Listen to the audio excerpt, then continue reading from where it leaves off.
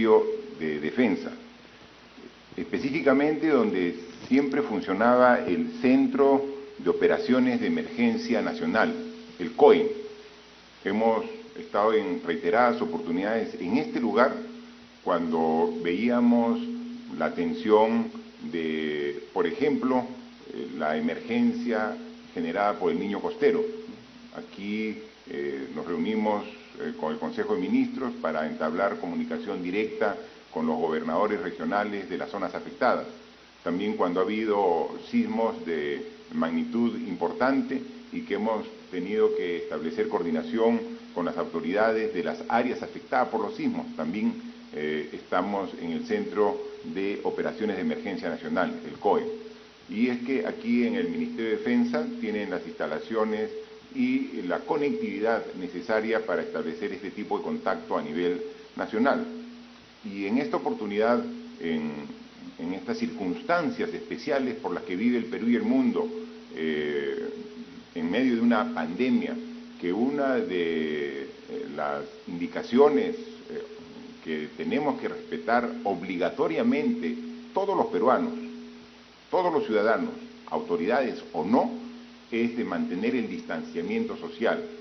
Entonces, hoy hemos tenido una importante reunión del Foro del Acuerdo Nacional. Este foro que reúne a todos los actores que conforman la sociedad civil, las autoridades, los diferentes niveles de participación de trabajadores, de partidos políticos, de empresas, en este esfuerzo de trabajar de manera conjunta, donde son más de 50 los miembros de este foro nacional, del Acuerdo Nacional. No podíamos hacerlo en un solo ambiente. Esto ha sido una reunión como ahora se tiene que hacer de manera remota, ¿no? Cada quien desde su oficina ha participado. Como parte del gobierno hemos intervenido en esta reunión 128 del Acuerdo Nacional y acompañándome para esta reunión el primer ministro, la ministra de Economía y Finanzas, el ministro de Salud, la ministra de Trabajo, el ministro de Defensa, el ministro del Interior y el ministro de Agricultura. También ha estado conectada en línea la ministra de Desarrollo e Inclusión Social. Ha sido una muy importante reunión que ha superado las 3 horas, porque no solamente han habido intervenciones iniciales de los secretarios ejecutivos del Foro Nacional, el Acuerdo Nacional, como es el señor Javier Iñiguez, quien ha dejado esta responsabilidad y ha cedido la posta al doctor Max Hernández.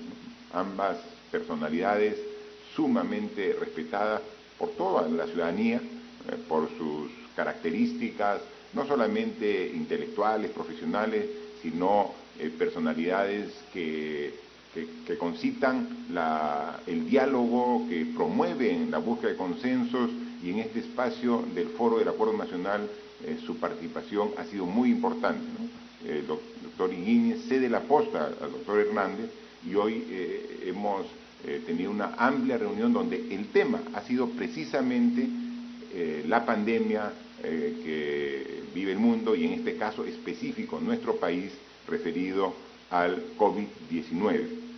No solamente hemos escuchado a ellos dos como directivos, sino también ha participado el Premier, la ministra de Economía. También había una exposición referido al tema de cuál es la situación de la evolución de la enfermedad en nuestro país, con cifras, con datos, con estadísticas, para que en función de esa información puedan intervenir, y aquí lo tengo anotado con los sustantivos, lo sustancial que ha dicho cada uno de los participantes, 18 miembros del Foro del Acuerdo Nacional. Están representantes de los gobiernos regionales, de la Sociedad Nacional de Industrias, tenemos representantes de la Mesa de Lucha contra la Pobreza, de la CONFIEP, también de los partidos políticos que tienen representación en el Congreso de la República. Tenemos representantes el Consejo Nacional de Decanos de Colegios Profesionales, de la Junta Nacional de Usuarios de los Distritos de Riego del Perú, la CGTP también ha tenido las centrales sindicales, Conveagro, la Coordinadora de Frentes Regionales, en fin, y los partidos políticos, como lo hemos dicho también, ¿no? Entonces, si se pueden dar cuenta, ha sido una reunión valiosa porque son diferentes puntos de vista sobre una misma realidad, ¿no? Y como bien lo resumía el doctor Max Hernández, al terminar esta reunión, él manifestaba que en esta más de 3 horas se han escuchado propuestas y se han escuchado demandas, y que lo importante es lograr de esas propuestas y demandas llegar entre todos a consenso. Y de eso se trata el Acuerdo Nacional. Por ello es que, como conclusión final de esta reunión, se ha determinado mantener un grupo de trabajo de actividad permanente, donde el gobierno va a participar a través de la presidencia del Consejo de Ministros, el primer aquí presente, con estos grupos de trabajo para que no queden solo como propuestas y aportes sueltos, sino que se vaya trabajando documentos para que de esta forma se puedan también enriquecer las decisiones que como gobierno tenemos que tomar permanentemente. Todos los días tomamos decisiones. Esto es una enfermedad nueva, compleja, que nos obliga a tomar las mejores decisiones. Sin embargo, lo que hace un mes podía ser la mejor decisión a la luz de los resultados, requieren los ajustes necesarios para tener mejores resultados. Y eso no ocurre solo aquí en el Perú. Hemos visto a nivel mundial que cuando empezó esta pandemia se analizaron diferentes alternativas de tratamiento para esta enfermedad, siempre tratando de buscar los mejores resultados. Y ese tratamiento en estos últimos 3 meses han ido variando semana a semana, tratando de ajustar en función de lograr los mejores resultados para la población que está afectada por el virus. Población que en un porcentaje grande no tiene síntomas, pero sí, en un porcentaje menor, pero importante, tiene síntomas e incluso síntomas que agravan y que en algunos casos lamentablemente lleva hasta la pérdida de vidas humanas. Entonces, esta reunión que es la número 128, hicimos recuerdo que la reunión 127, la anterior, fue a fines del año pasado, donde veíamos cuál era el informe que Naciones Unidas presentaba sobre el índice de desarrollo humano en el Perú. Y veíamos que había mejorado este índice de desarrollo humano en el Perú, pero el principal problema que vimos en esa reunión del Acuerdo Nacional era de que el índice de desarrollo humano del Perú promedio era engañoso, porque en algunas regiones, en algunas ciudades, en algunos centros urbanos, tenías un alto índice de desarrollo humano que escondía un índice de desarrollo humano bajo en varias regiones del Perú, pero que al hacer el promedio nacional tenías un índice promedio aceptable, pero que escondía precisamente la desigualdad que tenemos en el país. Esa desigualdad hoy la volvemos nuevamente a notar. Vemos regiones en el Perú que los efectos del coronavirus, del COVID-19, no son tan fuertes, ni tan complejos, ni devastadores como en otras regiones. Entonces, esas desigualdades son las que tenemos que trabajar y tenemos que compensar como gobierno. Donde más efecto haya de esta pandemia, de esta enfermedad, es donde tenemos que poner mayor esfuerzo. Pero así como instituciones, autoridades, tenemos que poner mayor esfuerzo, también la propia población, que es lo más importante para poder combatir esta enfermedad, también tiene que poner mayor esfuerzo. Entonces, ese es el compromiso. Este es un trabajo arduo.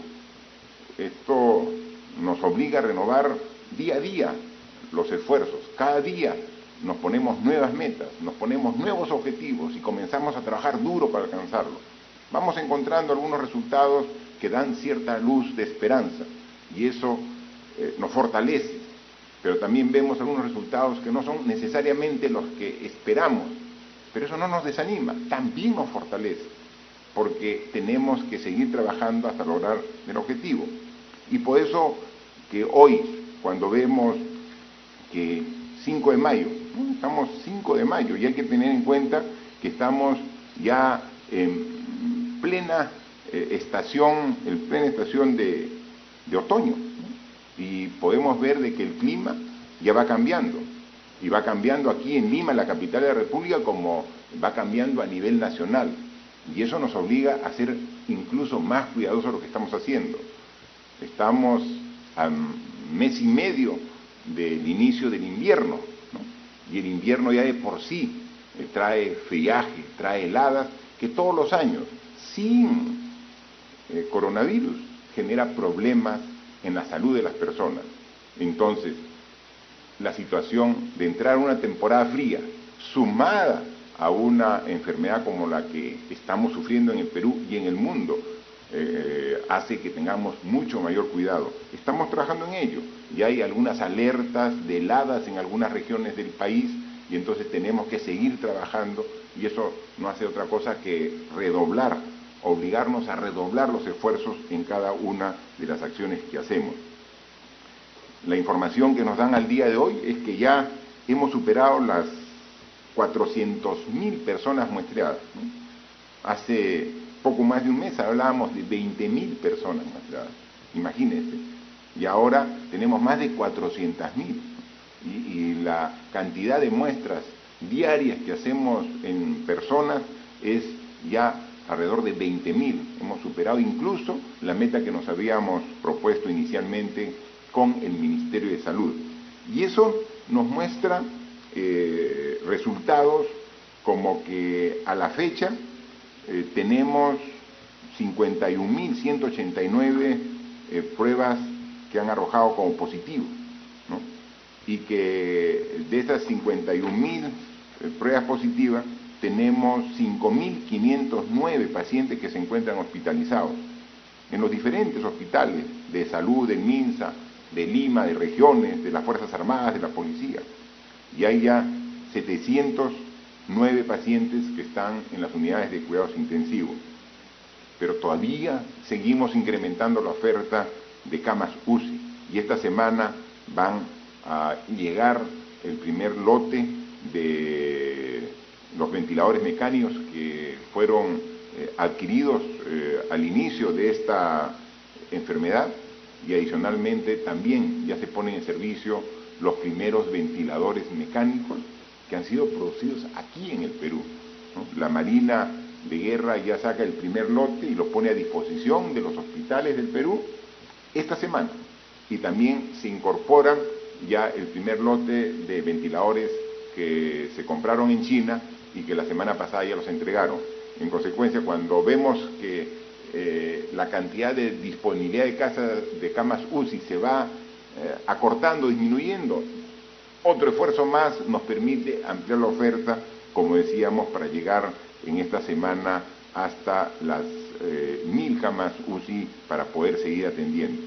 Sin embargo, el gran problema que tenemos es que en algunas regiones ya estamos llegando al límite de camas UCI y de hospitalización, y por eso estamos llevando hospitales de emergencia que se montan rápidamente para seguir atendiendo a la cada vez mayor cantidad de pacientes que requieren esta atención. Nos referimos principalmente a dos regiones del país, que es la región de Loreto y la región de Lambayeque. Los ministros, los equipos de trabajo permanentemente están yendo a esas dos regiones para atender una situación muy delicada, y que seguiremos poniendo todo nuestro esfuerzo para poder atender. Dentro de la evolución de la enfermedad en nuestro país, hoy también hubo una corta exposición sobre más o menos la curva de cómo se ha ido dando en estos 51 días que estamos del estado de emergencia y que estamos prácticamente 60 días, 2 meses, desde que se anunció el primer caso. Recuerden, el 6 de marzo se dio el primer caso y hoy estamos 5 de mayo. Hace 2 meses se dio el primer caso y hay 2 láminas nada más que quisiera destacar para que los puedan ver ustedes y toda la población, que una investigación, llamemos científica, independiente, habían hecho sobre el análisis de la data que tenemos en estos 2 meses en el Perú, ¿no? Ustedes pueden ver que aquí hay una lámina y que ustedes la tienen en la pantalla de sus televisores, donde se ven las 3 tipos de curva, ¿no? Y podemos ver que hay una curva que es la más alta, la que tiene el pico más alto. Ese pico más alto es la curva de qué pasaría, qué hubiera pasado en el país si no hubiéramos hecho nada, ¿no? Si es que simplemente nos enteramos de que llegó el COVID-19 dentro de nuestras fronteras y no hacíamos nada. Entonces, la evolución de contagiados y luego de hospitalizados y luego de fallecidos iba a tener este tipo de curva, ¿no? La curva más alta. Luego se tomaron decisiones el 15 de marzo, drásticas, extremas. Declarar un estado de emergencia es una decisión excepcional, y entonces se logró de que la curva no sea la curva más alta, sino esta curva que está en rojo, que es una curva que tiene menos pico en su altura, ¿no? Y luego hemos seguido tomando decisiones para que esta incluso baje un poco más. ¿Lo hemos logrado? Sí. Al nivel que quisiéramos todavía no, y por eso es que necesitamos seguir esforzándonos. Uno, en función del modelo matemático que use, puede encontrar cuántas personas hubieran fallecido si no hubiéramos tomado ninguna decisión, ¿no? Este análisis dice que podrían haber fallecido hasta 83.000 personas y que con una trayectoria, porque seguirían los fallecimientos a llegar a más de 400.000 personas, ¿no? Es una proyección, ¿no? Si uno hace otro análisis, otro modelo matemático, puede que no sean 80.000, que sean 60.000, o sean 50.000 o 100.000. Lo que sí todos coinciden, que si no hubiéramos hecho nada, no estaríamos hablando que a la fecha tenemos lamentablemente hoy 1.444 personas que han fallecido producto del COVID-19 confirmado, ¿no? La información que nos reporta el Ministerio de Salud. Si no se hubiera hecho nada, seguramente eran 50.000, 60.000, 80.000. Eso puede obedecer a diferentes tipos de análisis, pero sí sería muchísimo más, y eso es lo que se ha evitado con el esfuerzo de todos los peruanos, de todos, el esfuerzo de usted, de nosotros, para poder contener un avance de contagio altísimo, ¿no?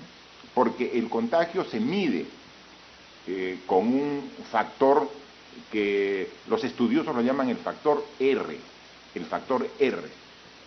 El contagio, si el factor R es 1, quiere decir que cada persona positiva contagia a una persona. Es decir, ahí la epidemia se mantiene, ni aumenta ni disminuye. Si el factor R de contagio es más de 1, quiere decir que está aumentando cada día más el número de contagiados. Entonces, como es lógico, el objeto es hacer todo el esfuerzo para que R sea menor de 1, para que cada vez haya menos contagiados. Seguirán habiendo contagiados menos, y eso es la segunda lámina que también hoy día se ha expuesto en el foro del Acuerdo Nacional.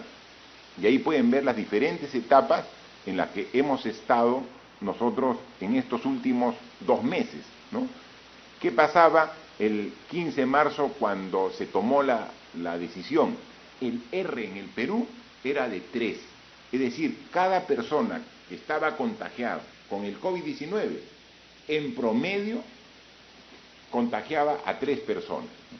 Y entonces se tomó la decisión drástica de la inmovilización obligatoria, las restricciones que todos conocemos, y hemos visto cómo ha ido bajando gradualmente de R3 a R2, es decir, que cada persona ya contagiaba 2, pero no es suficiente, y entonces incluso se nota en la información pública que cada día se da, que ha habido un periodo que incluso nuevamente subió un poco el R de 2 a 2.3, 2.4, y luego a partir ya del 8 de abril, un nuevo esfuerzo nacional de todos comenzó a tender la curva hacia abajo, hasta el nivel que más o menos nos encontramos. Estamos aproximadamente en un R de 1.4 actualmente. Quiere decir que todavía el contagio aumenta.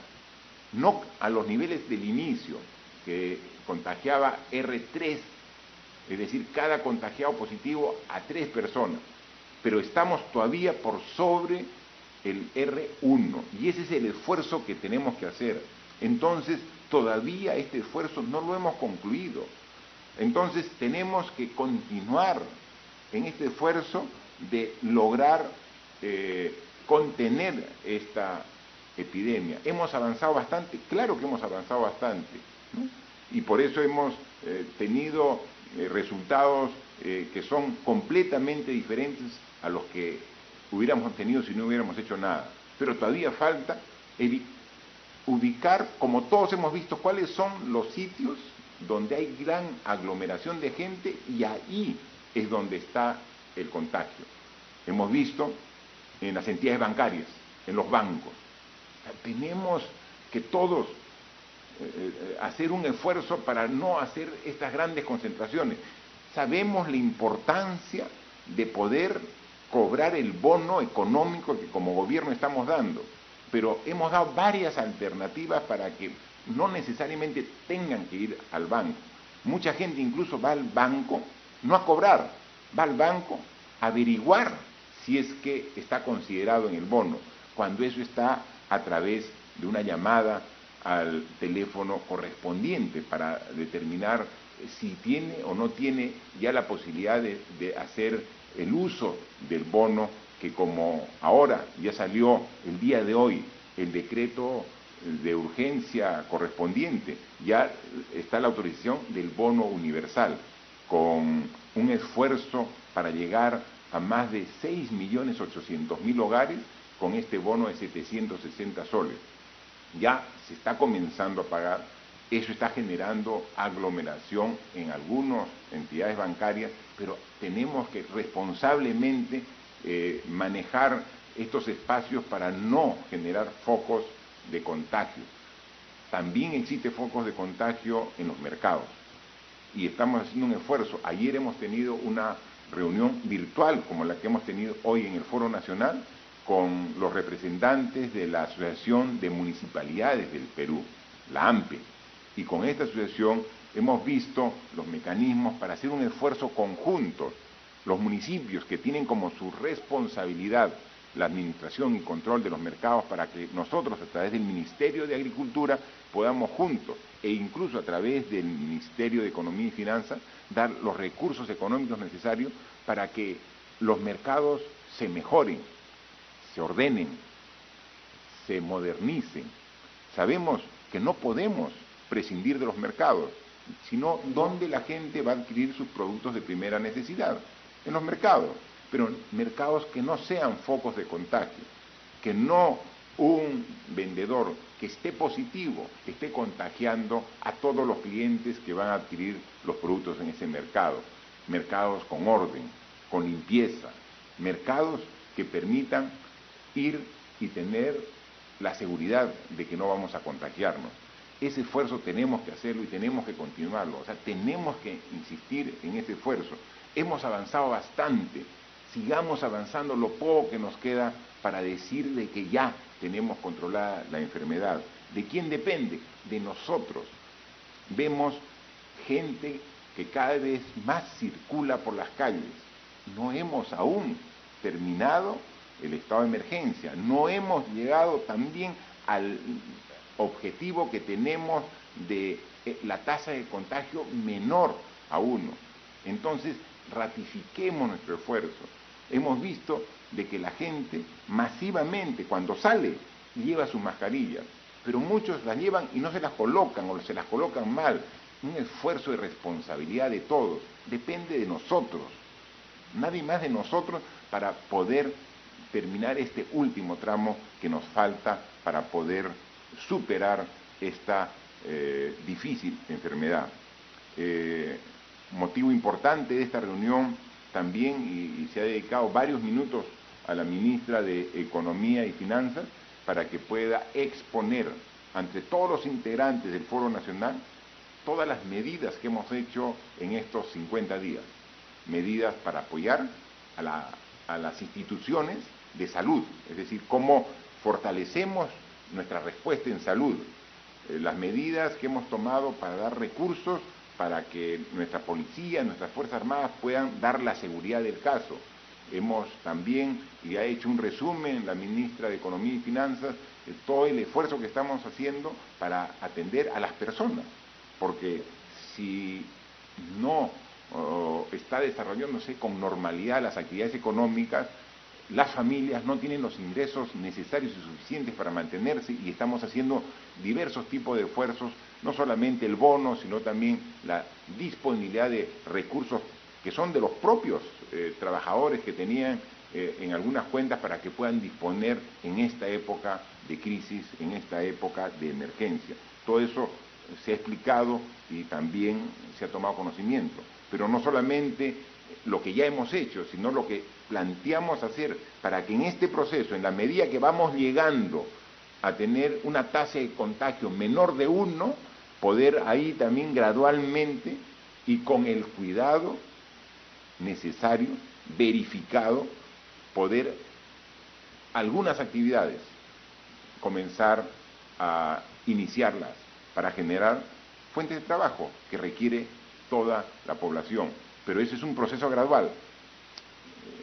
Quizás se entendió de que en esta semana, por ser la primera semana de mayo, comenzaba la actividad y se generó una expectativa con presencia mucho más de lo normal de personas, de ciudadanos en las calles de Lima y de las diversas regiones del país. No, esto es un proceso gradual, y conforme vaya acreditándose de que está garantizada la seguridad de una actividad para que se evite el contagio con el desempeño de esa actividad, recién ahí se podrá. Por eso hemos dicho, es en el transcurso del mes de mayo que nos hemos puesto como tarea reinicio de algunas actividades.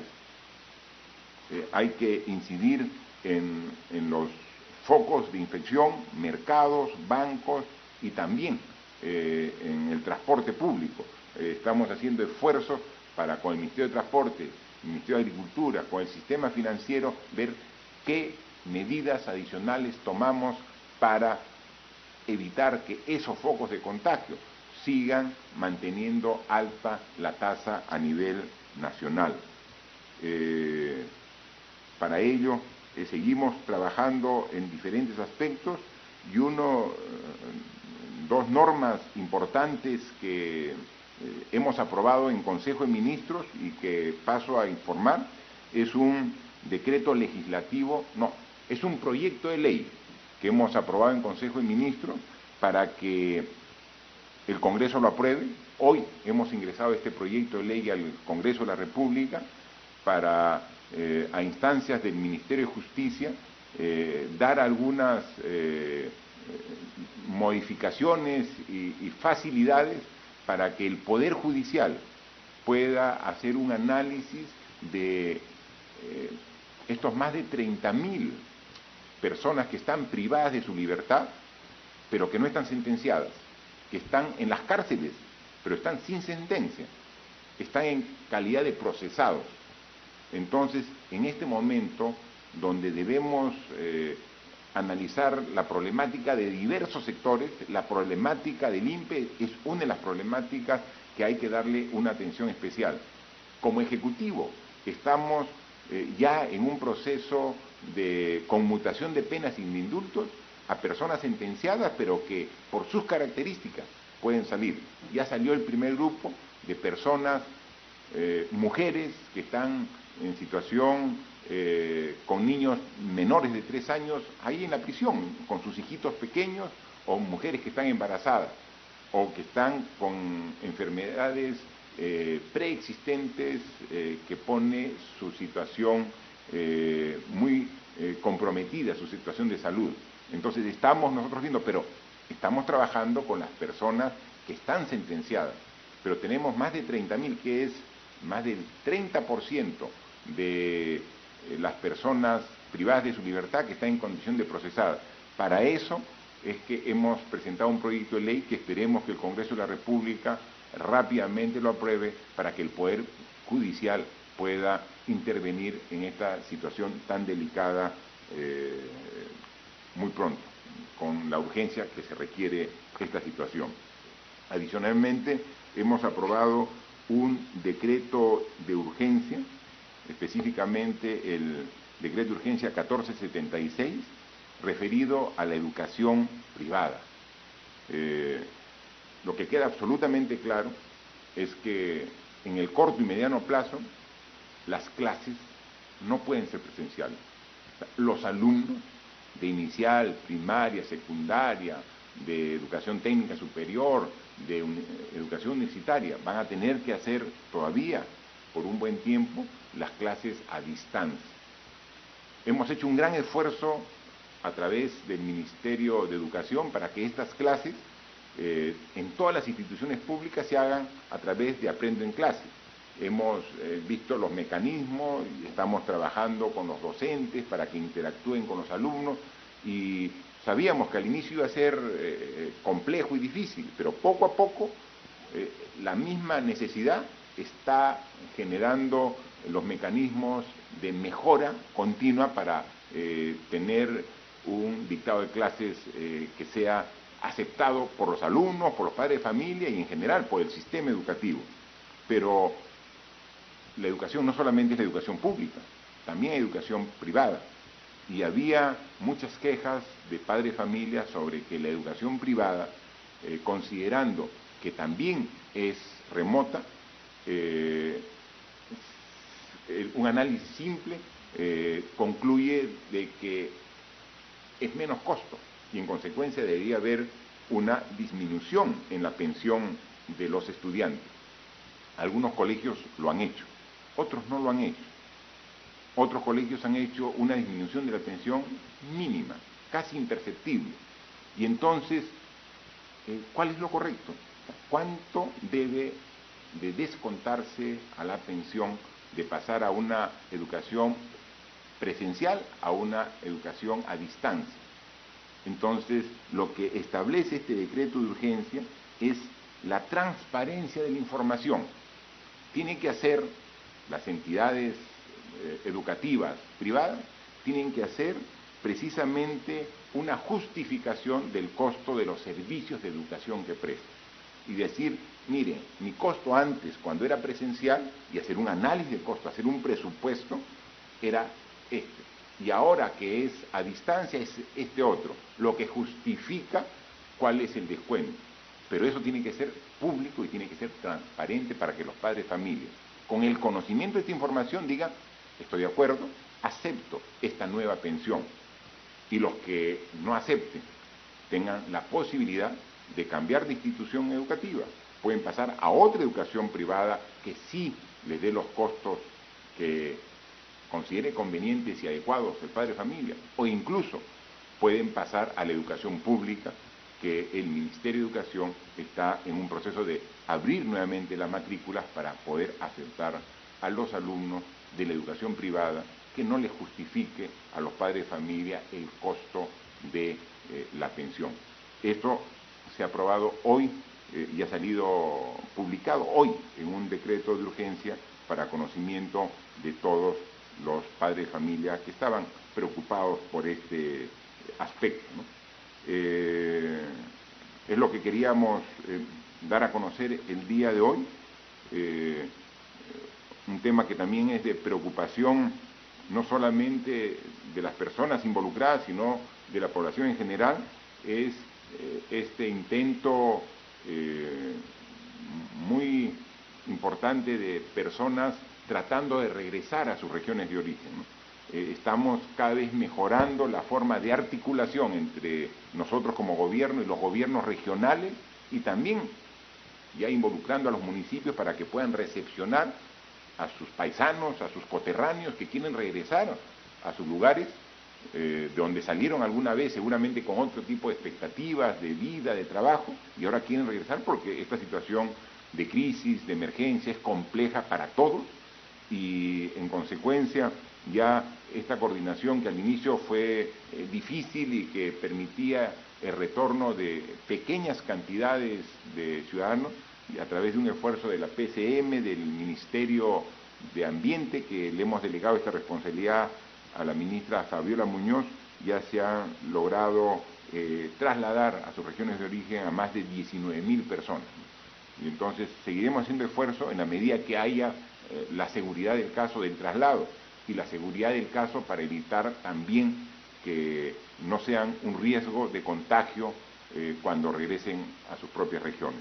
Así que hay mucho esfuerzo, mucho trabajo, pero hay toda la voluntad de seguirlo haciendo junto con todos ustedes. Así que hoy, desde aquí, desde la base del Centro de Operaciones de Emergencia Nacional, donde hemos tenido hoy la reunión, con gusto escuchamos las preguntas a los medios de comunicación que han sido acreditados el día de hoy. Gracias, presidente, ministros. La primera pregunta es de Radio Santa Rosa. Señor presidente, a nuestra emisora y a otras llegan muchas denuncias de personas que van a los hospitales con síntomas de coronavirus y no son recibidas porque ya no hay sitio. Así les informan en las puertas. Y las que pueden ingresar se encuentran en carpas en condiciones lamentables, sobre todo porque la mayoría son ancianos. ¿Por qué no se acondiciona con lo mínimo todas las torres de la Villa Panamericana u otros lugares como el Centro de Convenciones de Lima, para atender en lo básico y los pacientes tengan un trato más humano? Por otro lado, en las calles de Lima, desde el día de ayer, se ve a miles de personas caminando y negocios atendiendo a media puerta o de manera ambulatoria, como si ya hubiera terminado la cuarentena. ¿Se va a tomar alguna medida? Si la curva sigue en forma ascendente, ¿cabe la posibilidad de volver a tener una cuarentena rígida? Muchas gracias. Sobre el tema y el procedimiento para el tratamiento de las personas que tienen síntomas y que van a los hospitales, por favor nos explica el ministro de Salud. Gracias, señor presidente. Esta es una oportunidad para recordar de que el 11 de marzo, o sea, casi 2 meses, hacía 2 meses, se presentó el primer caso de COVID-19 en el Perú. Y en estos 2 meses nosotros hemos tenido 55.189 casos positivos que han llegado a nuestros servicios, generando una enorme tensión, tanto para la atención ambulatoria como para la atención hospitalaria. Tenemos hoy día 709 personas que se encuentran en ventilación mecánica. Eso hubiese sido imposible atender con el número de camas que teníamos disponibles en unidad de cuidados intensivos hace aproximadamente 2 o 3 meses, que eran en total 100 camas disponibles en los ambientes de UCI del Ministerio de Salud. Hoy día estamos próximos, en aproximadamente el 15 de mayo, debemos llegar a la meta que nos habíamos planteado de tener 1.000 camas de unidad de cuidados intensivos operando. Pero no solamente hemos ampliado nuestra capacidad de atención en unidad de cuidados intensivos, sino también en la hospitalización. Solo en Lima, habiendo utilizado y habiendo habilitado 4 torres, se ha llegado a ampliar en 1.600 la capacidad de hospitalización de Lima, adecuando esas 4 torres.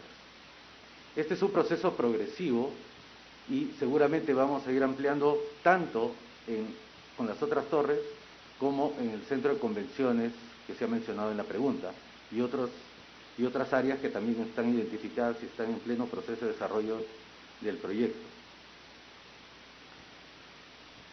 Además, nosotros, en el esfuerzo de ampliar las camas, ampliar la hospitalización, también hemos tratado de ampliar al máximo la capacidad de respuesta de la consulta externa, porque no todos los pacientes necesitan hospitalización. Entonces llegan a través de lo que se llama el triaje en los hospitales, y estos han sido ampliados en casi todos los hospitales, no solo de Lima, sino de todas las regiones del país. En todos los lugares, ciertamente no se puede hacer las pruebas moleculares ni las pruebas rápidas, debido a que nuestro volumen de pruebas se utiliza tanto para los hospitales como para hacer la búsqueda activa de pacientes en la comunidad. Vamos, después de recibir las llamadas telefónicas, tenemos que ir casa por casa, además de los grupos especiales. No en todos los lugares, ciertamente, se puede garantizar el mismo nivel, la misma calidad de atención, debido a que muchas de estas camas inclusive son adaptadas para poder atenderlos. Este sistema de adaptación, un sistema ya, como usted ha descrito, precario, ha servido para que todos podamos poner a disposición los servicios que teníamos en distintos niveles. Estamos en plena epidemia y el impacto que está teniendo en los servicios, ciertamente en algunos lugares genera enormes molestias porque la calidad no es la adecuada, no es la esperada, pero ciertamente el esfuerzo que estamos haciendo para atender este inmenso número de pacientes es significativo y ciertamente trataremos de hacerlo cada vez mejor. Muchas gracias, ministro. Efectivamente, todo esfuerzo que hagamos ahora tenemos que ponerlo a servicio y luego aumentarlo, sumar, ¿no? Ya Salud, que tenía la responsabilidad de habilitar 2 torres más, ya cumplió, están listos para entrar, son 800 camas más y tenemos que seguir viendo. En Lima, con las torres de la Villa Panamericana y la ampliación que está haciéndose en los diversos hospitales grandes que hay en Lima, está sirviendo para atender la mayor demanda que se ha dado en las últimas 2 semanas. Estamos haciendo ahora el mismo esfuerzo en las principales regiones del país. Ese es el trabajo de todos los días. Nosotros hemos sido claros desde el inicio. Cuando comenzó dijimos que ¿cuántas camas UCI teníamos? 100. Actualmente, ahora hemos dicho que hay más de 700 personas en UCI. ¿Qué pasa si no hubiéramos hecho nada? Si no hubiéramos contenido primero el contagio de esta enfermedad. Hubiéramos requerido pues varias decenas de miles y seguiríamos con nuestras 100 camas. Ahorita ya tenemos una oferta que supera las 800 y que en esta semana queremos llegar a más de 1000. Entonces es un trabajo de todos los días, pero no solamente en UCI, sino también en las camas de hospitalización. Y que la semana pasada, recuerden que hemos dado ya un nuevo protocolo de tratamiento para que los pacientes desde que ingresen puedan tener un tratamiento que hemos visto con la experiencia que está funcionando y que en gran medida evita que empeoren los pacientes, no en todos, porque el comportamiento de cada persona es diferente, pero sí en un porcentaje importante. Entonces, ese es el esfuerzo, o sea, tratar de evitar de que las personas empeoren. Pero mientras que eso ocurre, seguimos aumentando la capacidad de respuesta de los hospitales en hospitalización y también en UCI. Y también mi pregunta, ¿y qué pasa? ¿Por qué hay más gente en las calles? Mire, es un tema de responsabilidad de todos los peruanos. Mire, ayer tuvimos una reunión con algunos alcaldes y también mantenemos la reunión. Hemos recibido, por ejemplo, una comunicación del gobernador regional de Piura, que me transmite un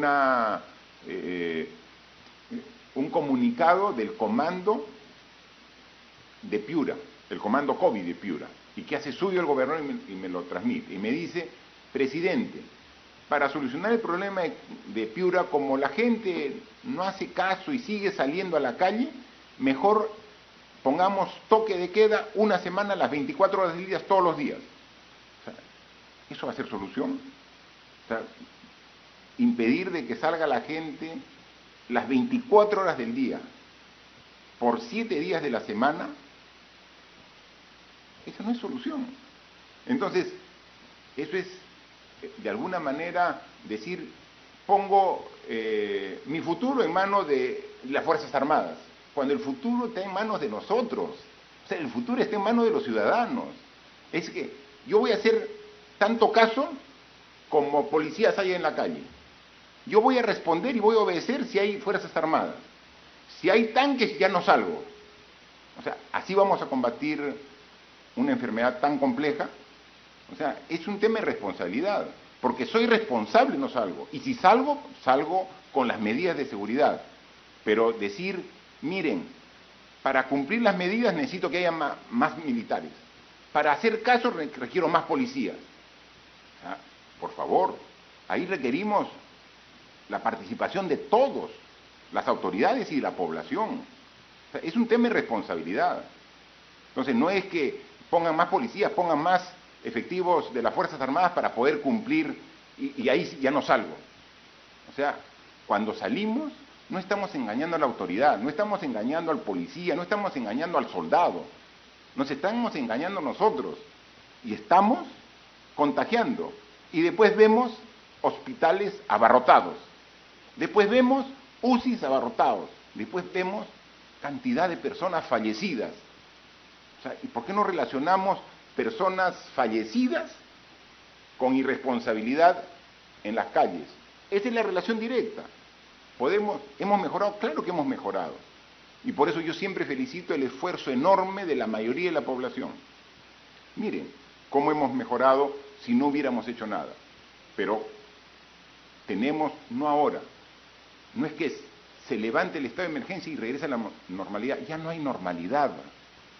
Es una nueva convivencia con esos parámetros que hemos dicho.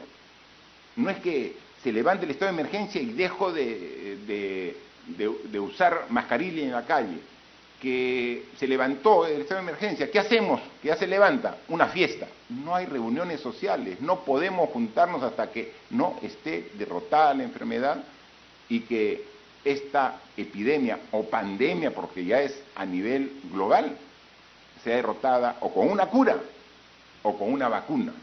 Como faltan meses para llegar a cura o vacuna, tenemos nosotros que ser los que tenemos que combatirla, con nuestra distancia, con nuestra protección, con nuestras medidas de higiene. Con eso la combatimos, así de simple.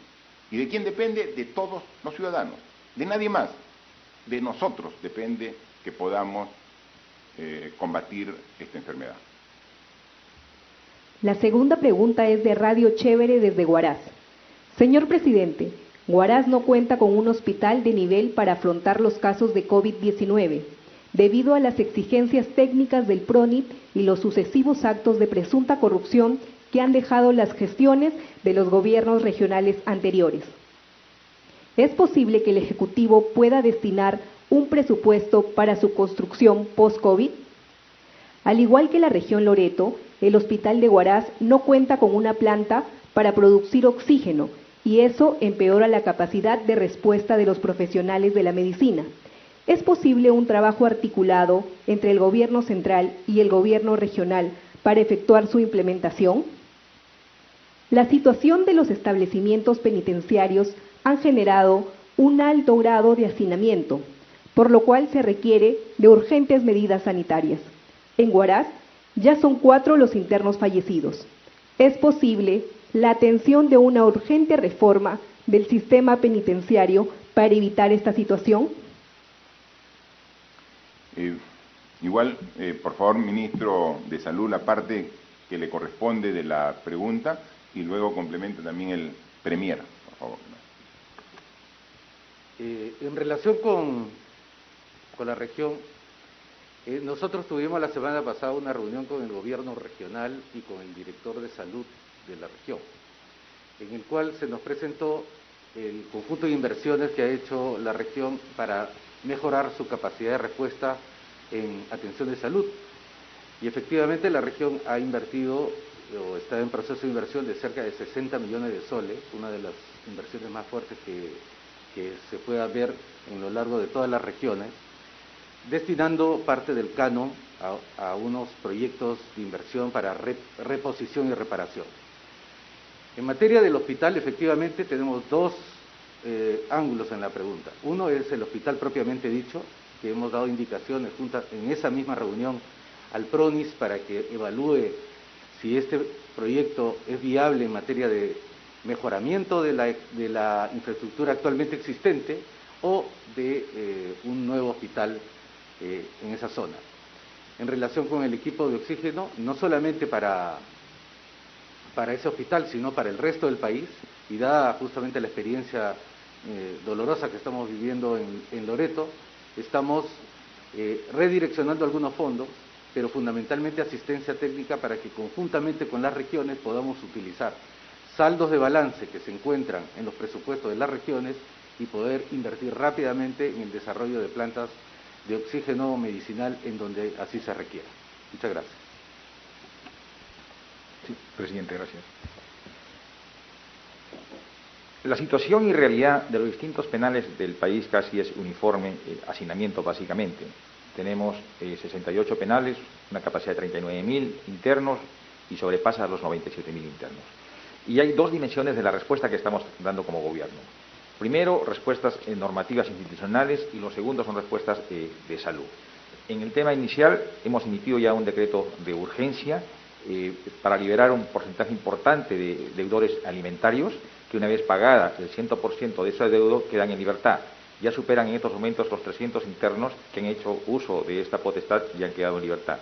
Lo segundo es que se aprobó un decreto supremo para agilizar los procedimientos de indultos. A la fecha ya son más de media centena los indultados. Asimismo, como bien lo ha enfatizado el señor presidente, hemos presentado el día de hoy un proyecto de ley destinado básicamente a los procesados. Del 100% de internos, casi 30.000 internos tienen esta condición de procesados, es decir, están bajo la autoridad de los jueces y fiscales. Y con este proyecto de ley, que esperamos que tenga la agilidad y atención urgente por parte del Congreso, va direccionado en dos circunstancias. La primera, aquellos procesados que están sujetos a una prisión preventiva, que ésta los jueces puedan convertirla en una comparecencia restringida.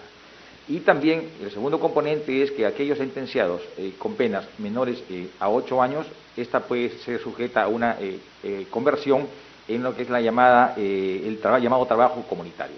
En el tema de salud, ya se ha enfatizado, son distintos componentes que hemos tomado como gobierno.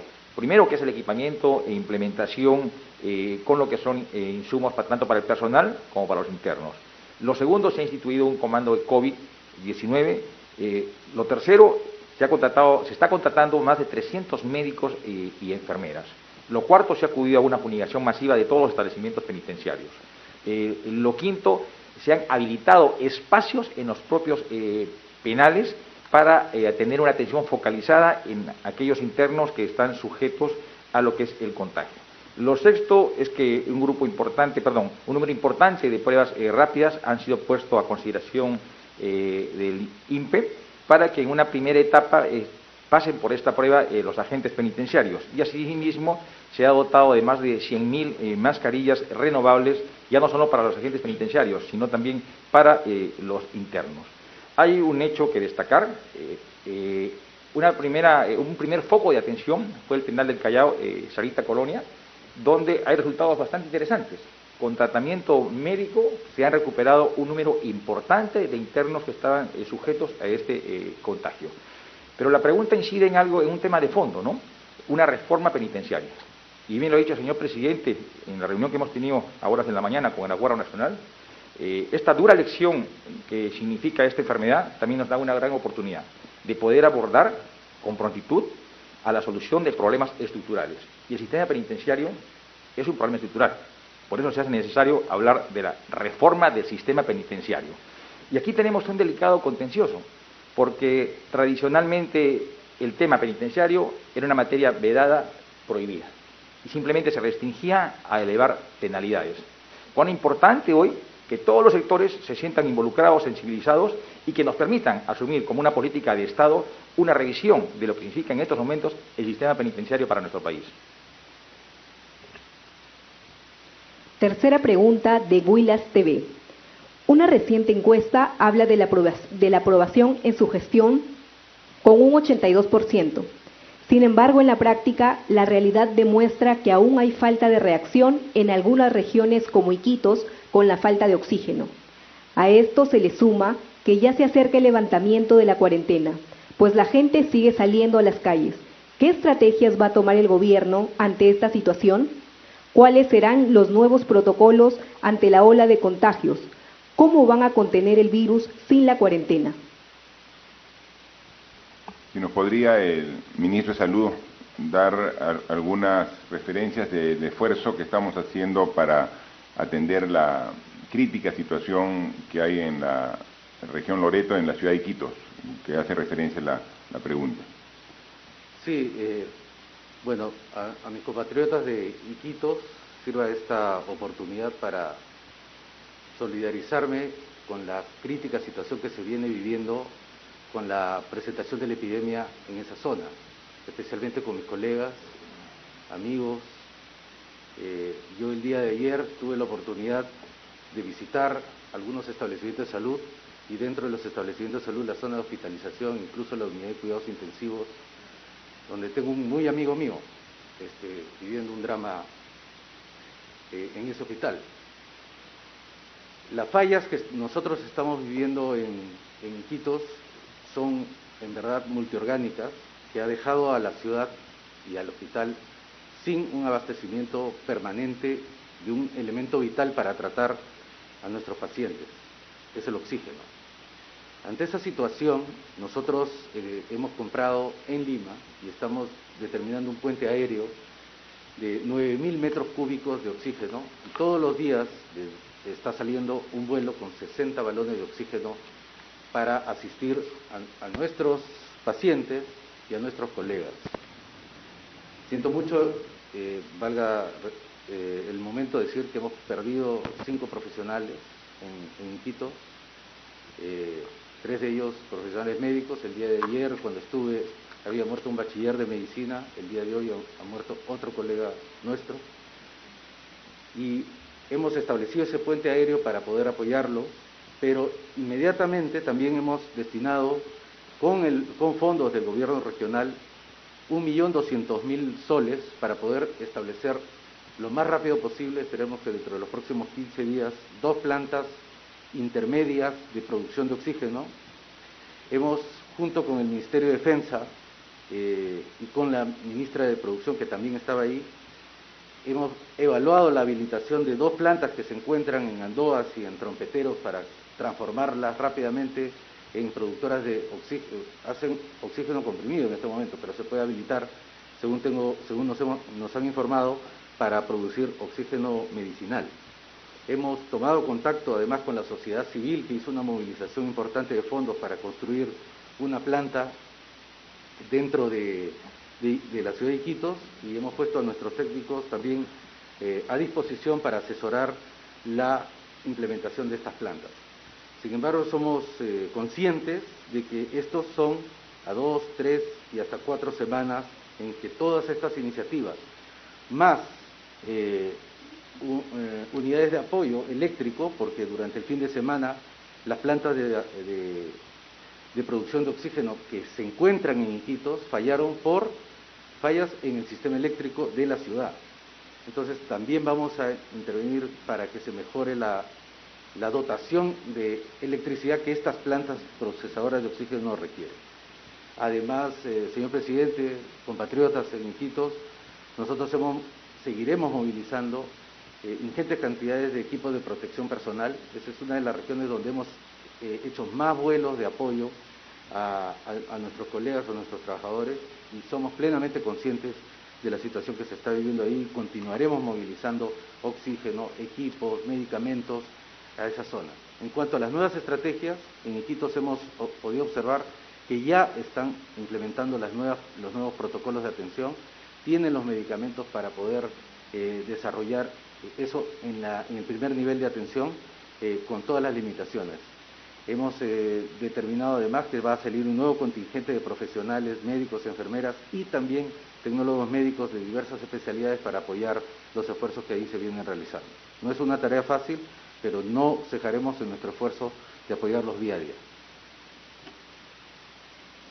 Cuarta pregunta de Útero PE.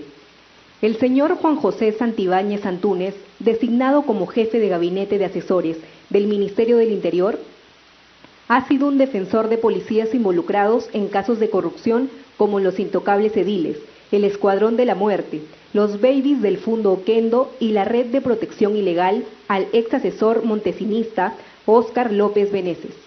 Además, su cuenta de Twitter fue cancelada después de que el periodista Marcos Cifuentes destapara que el señor Santibáñez coordinaba con la red de Fujitrolls, profería improperios desde sus redes y fue parte del equipo de campaña de Keiko Fujimori. Esto sin contar que el propio ministro Gastón Rodríguez también ha sido involucrado en el caso Los Intocables Ediles, que hay un policía desaparecido en Trujillo y que el jefe de la policía duró 10 días en ese cargo. ¿Está usted al tanto de lo que está sucediendo en la policía?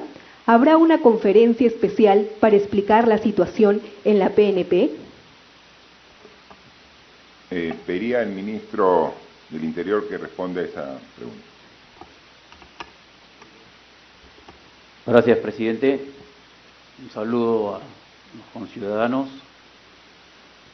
Efectivamente, durante la noche de ayer y el día de hoy se han presentado críticas a la designación del jefe de gabinete, el doctor Juan José Santibáñez.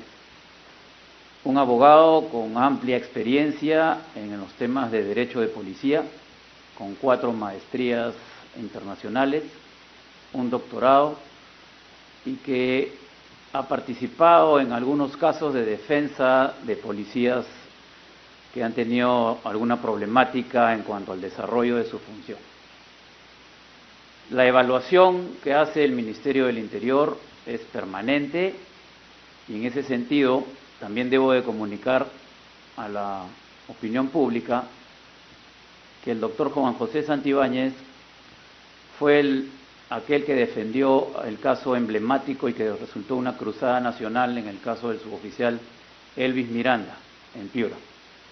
De manera tal que en su ejercicio funcional como litigante ha tenido varias participaciones en este tipo de hechos. La evaluación que hacemos desde mi despacho resulta constante y permanente y hemos trazado una línea de acción y un plan que desarrollar. Vamos a pedir resultados concretos en este tipo de hechos.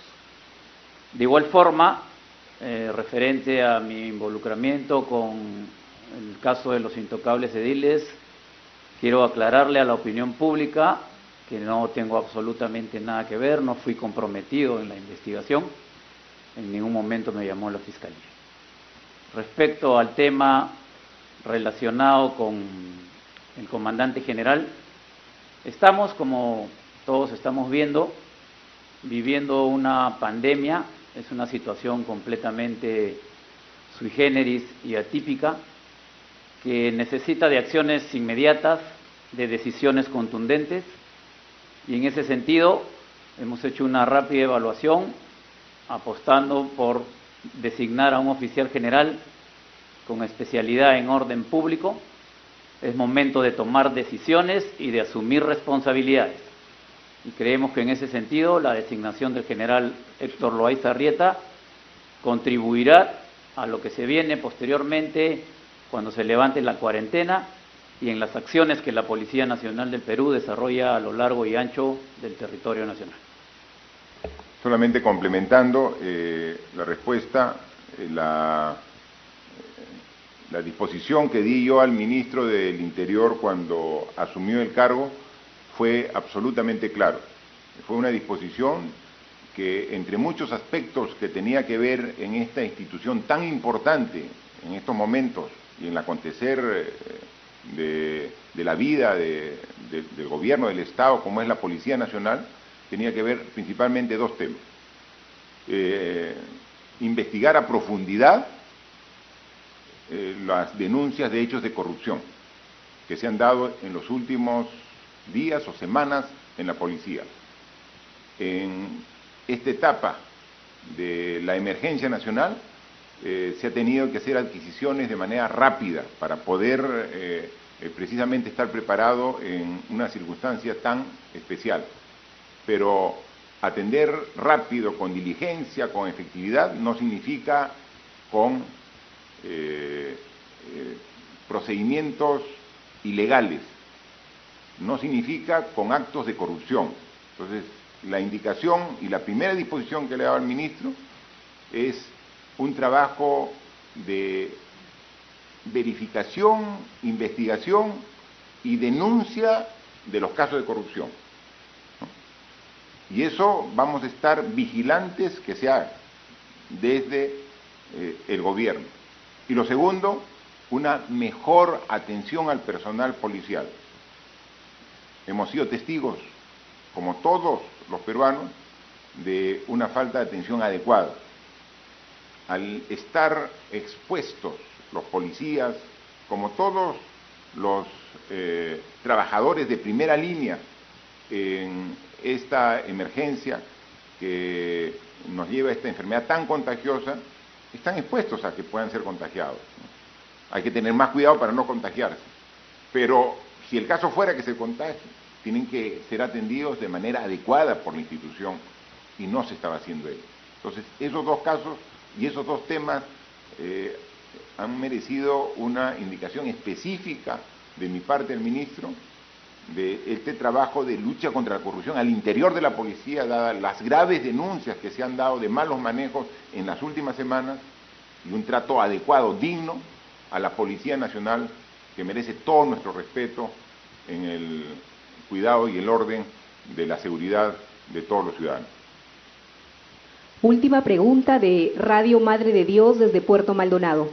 Señor presidente, en Madre de Dios estamos preocupados ante el panorama que vemos en Loreto y Ucayali, porque el presupuesto parece ser insuficiente. En Madre de Dios, ninguno de los distritos están considerados en los quintiles de extrema pobreza, siendo excluidos de ayudas comunidades en extrema pobreza que más lo necesitan. Hay una demanda insistente por parte de nuestros pueblos indígenas para que se establezca un plan de emergencia de atención específica a sus comunidades. Sabemos que muchas de ellas, por su lejanía, no tendrán acceso ni a un respirador, ni a una UCI, ni a un balón de oxígeno. ¿Cuáles son las medidas concretas para atender esta región periférica como es Madre de Dios? ¿Se ha elaborado ya el plan de emergencia COVID para estas comunidades indígenas amazónicas? ¿Cuándo se va a activar? De igual manera, por favor, pido al ministro de Salud para que responda los temas que atañen a su responsabilidad. En relación con las comunidades y pueblos indígenas del Perú, conjuntamente con el Ministerio de Cultura, el Ministerio de Desarrollo e Inclusión Social, el Ministerio de la Mujer y Poblaciones Vulnerables y el Ministerio de Salud, hemos elaborado justamente un plan para poder intervenir y proteger a estas comunidades, y que incluyen la participación de las mismas.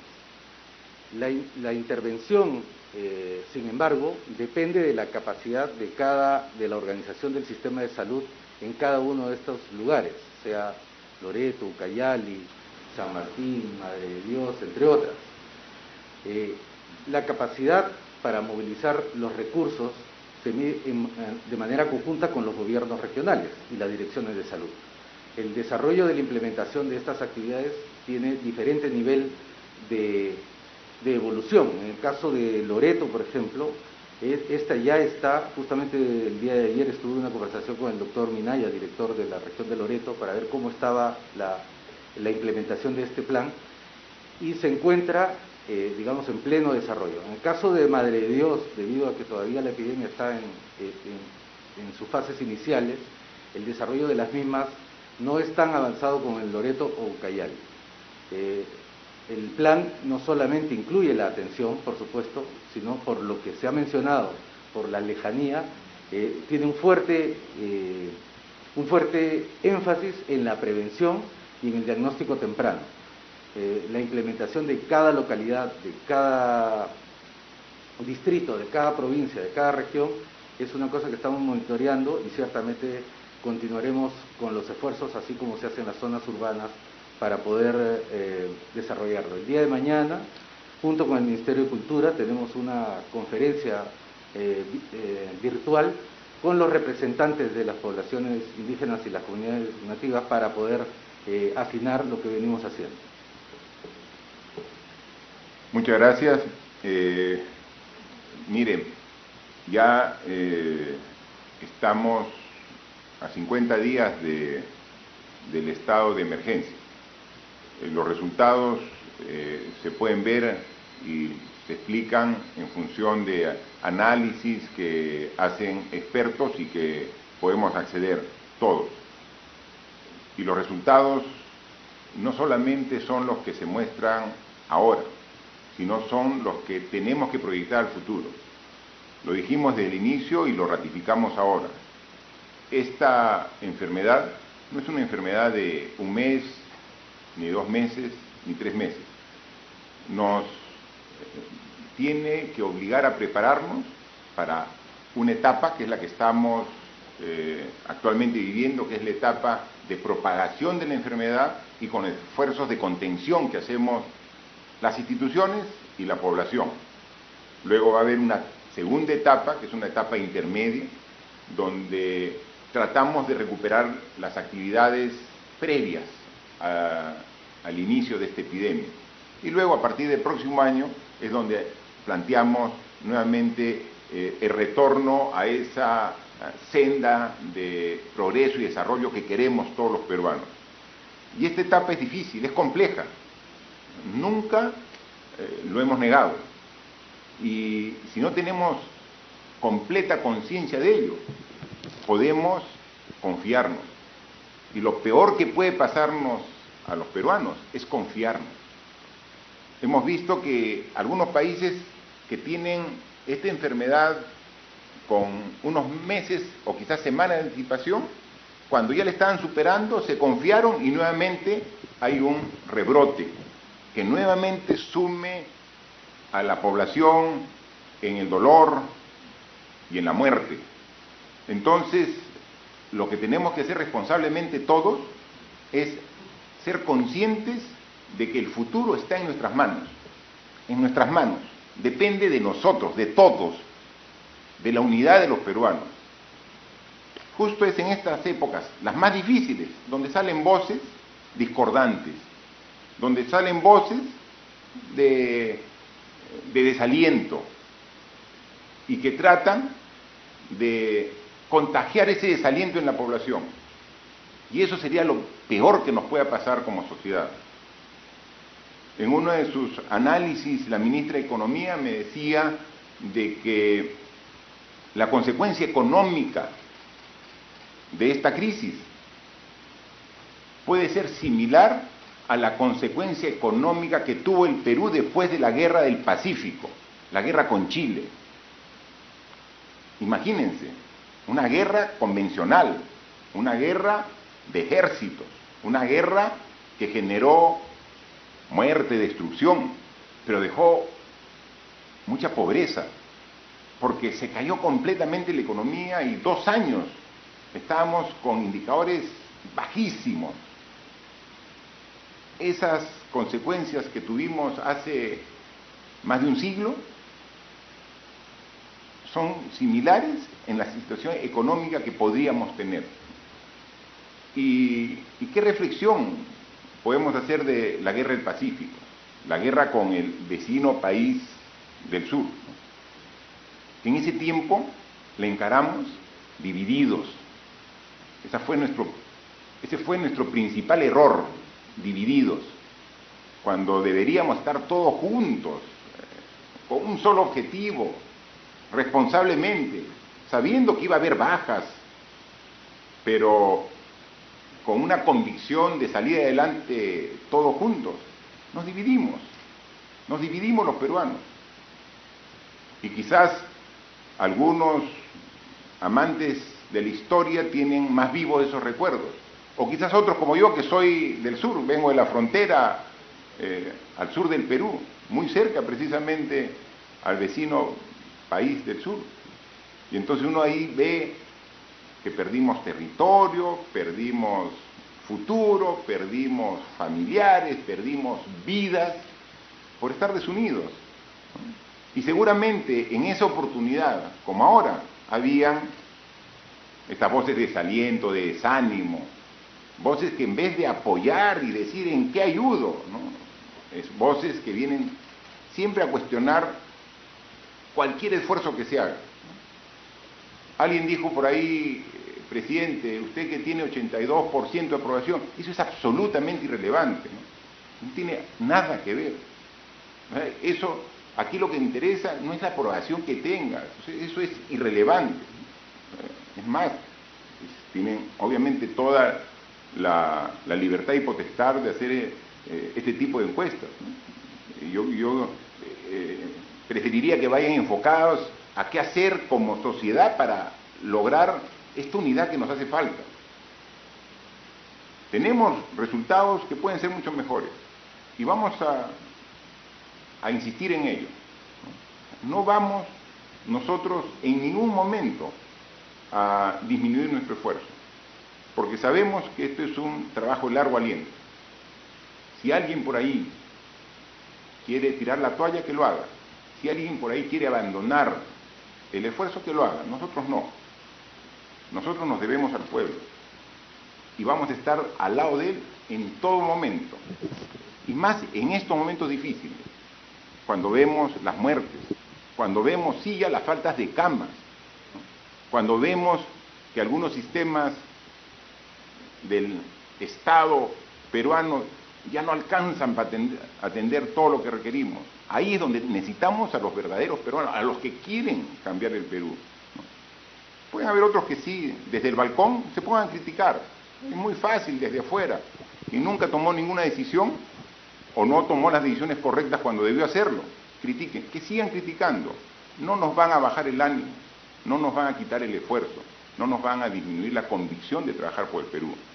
Estamos en momentos difíciles, sí, muy difíciles, y por eso yo llamo a la conciencia de toda la población. Seguiremos aquí de la mano con nuestras Fuerzas Armadas, con la policía, para poner orden donde se necesite, pero el principal orden que debe poner es el propio ciudadano, en su casa, en su cuadra, en su distrito, en su barrio. Ahí, organización para poner el orden que se requiere. No es necesario solamente esperar que venga las fuerzas públicas para recién ordenarlo. No, nosotros mismos tenemos que dar el ejemplo, y lo vamos a hacer, y vamos a tener y el refuerzo y la moral de la policía y Fuerzas Armadas está al tope para seguir trabajando. Queremos que esa moral también esté en cada uno de los ciudadanos del Perú. Moral arriba, vamos a salir de esta. Estamos en momentos difíciles, pero juntos vamos a salir.